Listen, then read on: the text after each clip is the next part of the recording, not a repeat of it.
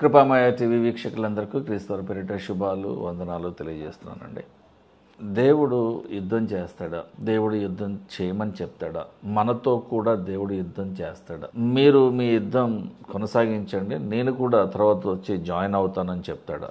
Is there a chance for God's involvement in our war? చూద్దాం ఒకసారి యెహోషువ గ్రంథంలోకి వెళ్దాము. 10వ అధ్యాయము 11వ వచనం. కూడి వచ్చిన ఆ రాజులందరూ ఇశ్రాయేలీల ఎదుట నుండి బేత్ హోరోనుకు దిగిపోవు త్రోవను పారిపోవుచుండగా వారు అజేకా అనేటువంటి ప్రాంతమునకు వచ్చు వరకు యెహోవా దేవుడు ఆకాశము నుండి గొప్ప వడగండ్లను వారి మీద పడవేసిన కనుక వారు దాని చేత చనిపోయిరి.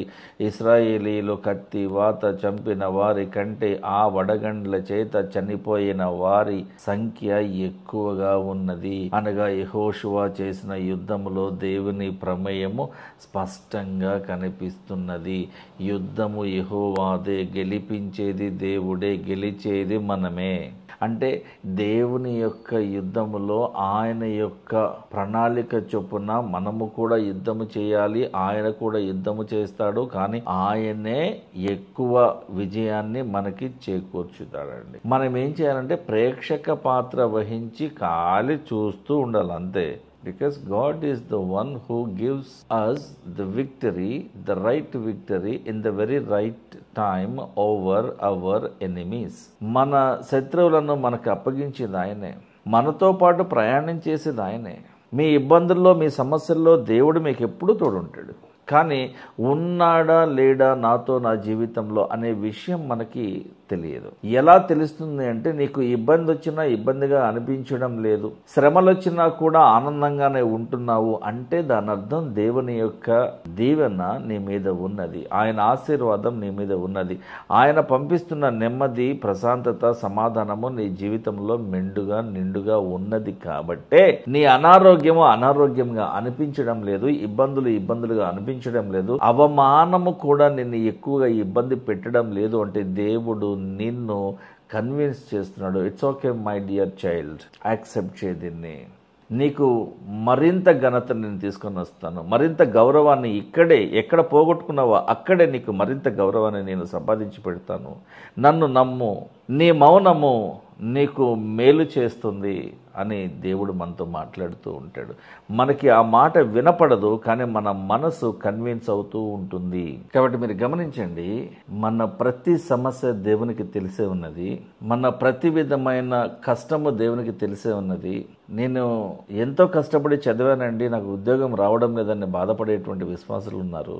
మనస్ఫూర్తిగా నిస్వార్థముగా అర్పణలు అడుక్కునేటువంటి వారిలా కాకుండా స్క్రీన్ మీద ఫోన్పే, జీపే నంబర్లు వేసేటువంటి దరిద్రులు వాళ్ళే కాకుండా నిస్వార్థమైన సేవ చేయాలనుకుంటున్న నేను ఎందుకు పరిచర్యలో ఎదగలేకపోతున్నాను అని కొంతమంది సహోదరుల యొక్క మనోవేదన చూస్తుంటే ఆశ్చర్యం ఏం లేదండి. దేవుడు నిన్ను ఇంకా పరీక్షిస్తున్నాడు.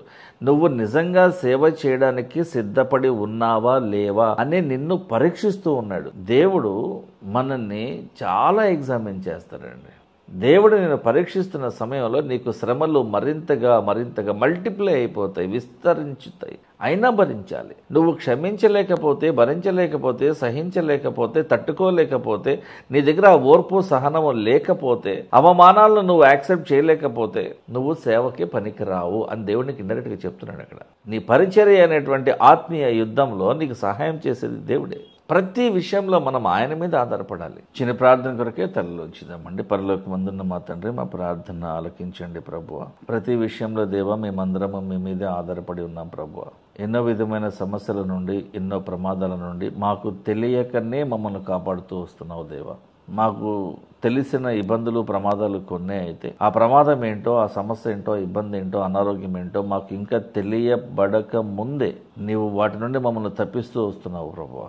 నీవు మమ్మల్ని ఆశీర్వదిస్తున్నటువంటి విధము చూడగా బహు ఆశ్చర్యం కలుగుతున్నది ప్రభువా. మేమేమి అడగక ముందే నీవు మాకు అన్ని మేలులు చేస్తా ఉన్నావు ప్రభువా. శ్రమల పాలైపోయినటువంటి మా జీవితాలకు నెమ్మదినిచ్చేది నీవే. కాబట్టి ప్రతి విషయంలో నీకు కృతజ్ఞతాస్తుతులు చెల్లించే వారముగా మేము ఉండాలని ఆశపడుతున్నాం. విధేయత చూపించేవారుగా ఉండాలని ఆశపడుతున్నాం. మా జీవితాలను మీకు అప్పగించుకున్నాం ప్రభా. మా ఆత్మలను నీ పాద సన్నిధిని ఉంచుకొని ఉన్నాం ప్రభా. మా జీవితాలలో, మా పిల్లల జీవితాలలో, మా కుటుంబ వ్యక్తుల జీవితాలలో సమస్తము నీ చిత్త ప్రకారమే జరిగింపబడునుగాక దేవా. ప్రతి విషయంలో మా అందరికీ మీరే తోడుగా ఉండి మమ్మలను ఆత్మీయంగా ముందుకు నడిపించమని యేసుక్రీస్తు వారి పరిశుద్ధ నామంలో ప్రార్థిస్తున్నాం తండ్రి. ఆమేన్.